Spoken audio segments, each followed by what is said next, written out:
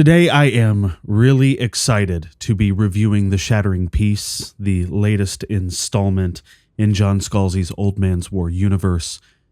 I was lucky enough to receive an advanced digital copy of the book from NetGalley and Tor, so a huge thank you to them for the opportunity to dive in early. As a longtime fan of the series, I was incredibly curious to see where Scalzi would take it after the end of all things, and I was not disappointed. Let's get into it.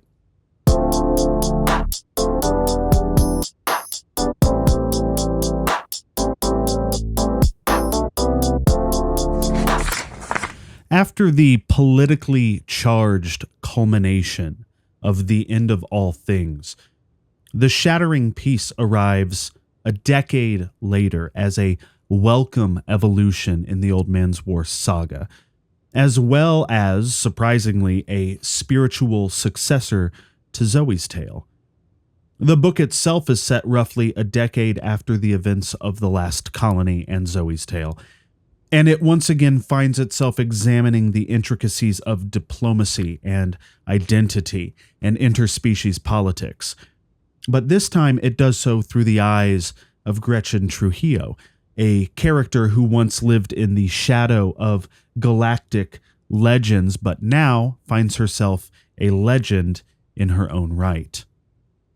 Gretchen is no longer just Zoe's clever, sardonic best friend. She's now a full-fledged Colonial Union diplomat. She's equal parts charming and unflinching, and her reputation precedes her, thanks in no small part to Roanoke, an in-universe, fictionalized movie version of the events of The Last Colony. But where Zoe's Tale explored adolescence, the Shattering Peace deals with adulthood in all its fractured expectations, estranged friendships, failed relationships, familial guilt, and ultimately the burdens of legacy. Gretchen has an Oban assistant named Ran, who is, throughout the book, attempting to understand human humor. And Ran is almost certainly the best side character in the series since Hickory and Dickory. Ran's dry commentary and earnest attempts at levity provide this wonderful counterbalance to Gretchen's fierce pragmatism, and their bond becomes one of the major emotional pillars of the story. Plot-wise, the book is propelled by the disappearance of Unity, a symbolic joint colony aboard an abandoned Oban space station in a hollowed-out asteroid. The colony was founded by the Tripartite Agreement, which consists of the Colonial Union and Earth and the Conclave. The mystery of Unity's vanishing offers a perfect Scalzi hook. It's high stakes but grounded in character. It's speculative but never too terribly abstract. As always, Scalzi uses familiar sci-fi tropes like lost colonies, far future tech, vast interstellar distances, and utterly alien creatures to explore very human ideas. The story feels intimate even when it's brushing up against the unknowable motives of the Consu, the theologically unhinged and wildly advanced antagonists whose reappearance in this book is both menacingly unsettling and, somewhat paradoxically, comfortingly familiar for those of us who are all caught up on the series. Scalzi's prose remains his signature mix of brisk pacing, snappy dialogue, and well-deployed emotional sucker punches. The opening scene where Gretchen simulates a surprise massacre of trainees perfectly captures the book's tone. It's as brutal as it is quirky and as smart as it is wacky. War, peace, trust, control. These are the tensions beneath the surface here, and Scalzi never lets us forget that diplomacy in this universe is often just war by other means. One small but notable improvement here is his dialogue tagging. Scalzi's usual compulsion to positively litter exchanges with said, no matter how unnecessary, has been mercifully toned way down here. This is an authorial tic that seems to just bother me and me alone, but it was both noticeably and thankfully absent in this novel. While not every element of the mystery lands with seismic force, and while longtime readers may yearn for the presence of series stalwarts like John Perry and Jane Sagan, whose brief mention, by the way, early on is still, admittedly, a total delight, the Shattering Peace more than earns its place in the Old Man's War canon. In fact, it might just be Scalzi's most emotionally intelligent book in the series. It's less about soldiers or colonies and more about the fragile work of holding disparate peoples and species together in the aftermath of survival. Ultimately, The Shattering Peace is a story about the fine line between triumph and sacrifice, and the cost of intelligence and strategy, and the weight of responsibility that comes with unparalleled power. Scalzi manages to balance high-stakes action with philosophical reflection, and he explores what it means to protect life and civilization, even when doing so demands enormous personal loss.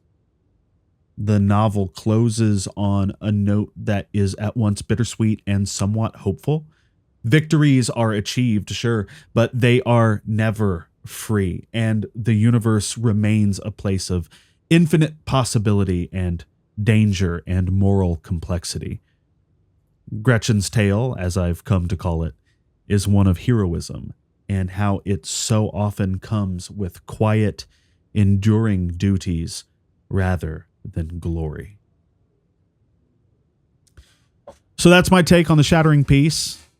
For me, it's one of the most emotionally intelligent entries in the Old Man's War saga, really walking the line between high-stakes action and the deeply personal themes of legacy and responsibility and connection. If you've been following the series, this is absolutely one that you will want to pick up. And if you are just starting out, it's not the ideal entry point, but you can skip ahead from Zoe's tale and land here without missing too much from the Human Division or the End of All Things. All right, so I'm going to go ahead and re-rank the series as a whole since I've had some time now to sit with it and reflect. Old Man's War is still S tier for me. I mean, I loved it. It was original and beautiful and exciting and sad and hopeful all at once. And in the end, it made me cry. So I stand by its S tier status. The Ghost Brigades I really liked but didn't quite love, and so I place it in the A tier.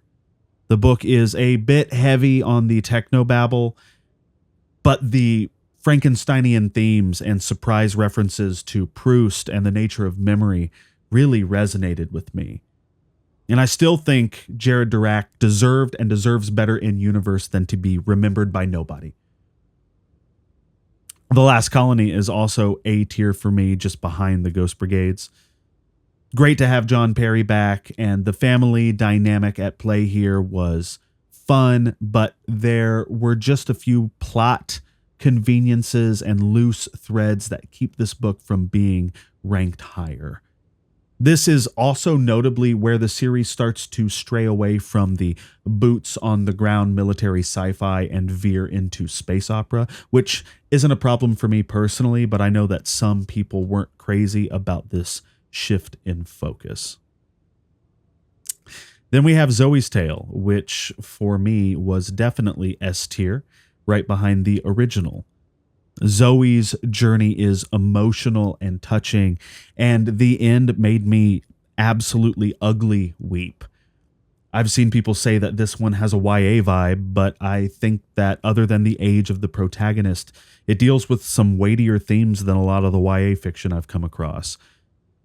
And anyway, so what? A good story is a good story. I stand by this ranking. Then the human division, I talked about ad nauseum, and I don't really want to talk about it anymore, frankly. In fact, just thinking about this one bums me out.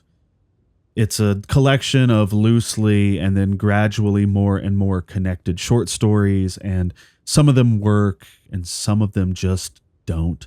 It's not terrible, but the completely new direction and format is a bit jarring.